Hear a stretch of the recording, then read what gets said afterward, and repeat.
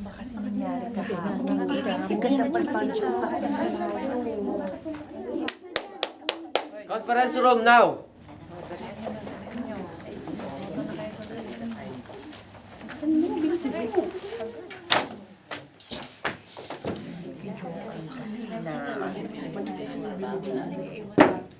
Ano nangyari sa nakaraan nating event? Puro reklamo ang na-receive ko sa mga kliyente natin. Eto kasing si Joanne. Ibinili ko sa kanya yung pagkain dahil late si Ninya. Wala rin naman nag-asikaso ng venue. Imposible na maasikaso ko pa yun eh. Busy ako sa mga equipment. Dapat sinabi mo, Wow, imposible daw. Sa bagay, yung mga inassign nga sa'yo, hindi mo magawa eh. Kulang-kulang ang mga gamit. Impossible with a capital I. O, ikaw, Ninya, ang dami mong salita. English. Capital I pang nalalaman. Kaya mo ba yung spell? Oy, Maylin, di ba sinabi ko sa'yo na ang bilhin may pasta na pahaba? Paano makakabuo ng tower? Elbow yung binili mo. Gusto mo ba mag-sopas? Hindi mo naman nilinaw kung ano bibilhin ko eh. Sorry na. Sino ba sa inyo team leader? si Tinalet po. Oh, siya naman pala eh. Alam niyo, ang possibility niya kaya kayo nagkagulo? Hindi kayo nakikinig sa team leader niyo. Napakaganda pa naman sana ng opportunity nun para sa ating lahat. Yung company na pinacilitate niyo, sila lang naman yung kilalang ABC company. Dahil sa kanilang exponential growth this past couple of years, yung senior leadership team nila ay nagpasya na dalhin ang lahat ng executives nila ng sama-sama para mag-team building seminar. Di ba sabi nga, para maturuan mo sila, ikaw na nagtuturo sa iba, hindi mo tinuturuan ng iyong sarili? Paano tayo makakapagturo ng unity kung tayo mismo ay hindi unified? Boss. Bakit? Yung phone niyo po. Diyan na kayo?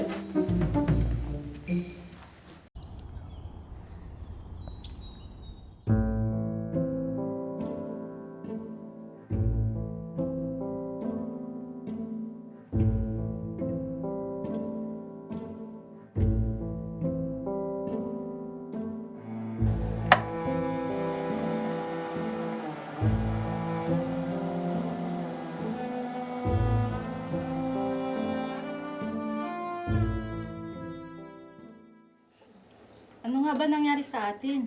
Ano nga ba? Oo nga no. Ano nga bang nangyari sa atin? Oy, itigil na ninyo yan. Pero ano nga ba nangyari sa atin? Ay, ano ba kang nangyayari sa inyo? Bilang team lead, humingi ako ng pasensya sa inyong mga kasama. Alam ko namang nakaka-pressure ang mag-team lead sa ganitong events. Lalo na kung ang ipapacilitate natin ay kilalang company.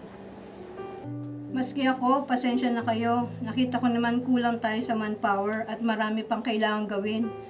Hindi malamang ako nagkusang tumulong lalo na sa food. Ako din. Sorry mga kasama. Hindi ako nakatulong sa event. Naging busy kasi ako sa script ko. Sorry guys. Sana sa susunod makabawi na tayo. Sa assessment ko, hindi talaga tayo nagkasundo-sundo. Pero, hayaan natin yung nangyari.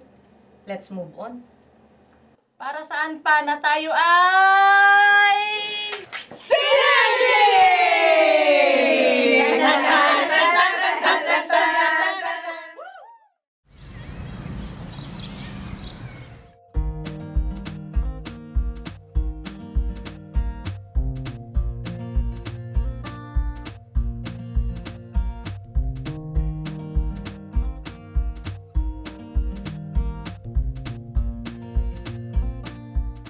Hindi maganda yung design na yan. Palitan natin. Hindi maganda. O sige. Anong maganda? Ito palit natin. Suggest kayo. Ilagay mo to dito dyan. Lagyan mo na po. Sabi ko sa'yo, mas dark dapat ang color niyan. Hindi, pwede. Ay, maganda yan. Para ano. Ano, tignan mo. Ayan, tama.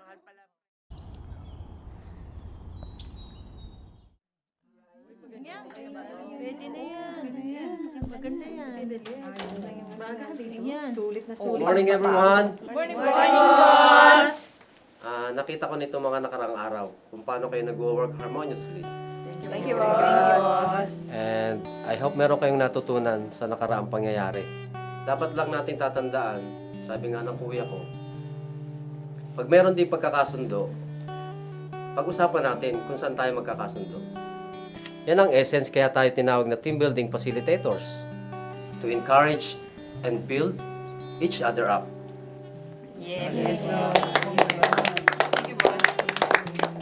Inalit, alam ko din naman, hindi madali maging isang team lead.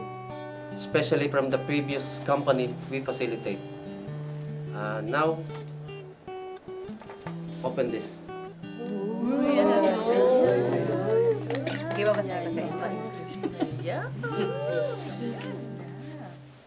September 3, 2023, DEF Company Team Building Event to be facilitated by Synergy Facilitators!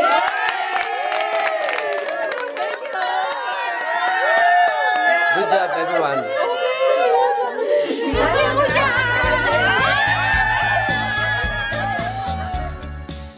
Masdan ninyo na pagkabuti at pagkaligaya sa mga magkakapatid na magsitahang magkakasama sa pagkakaisa.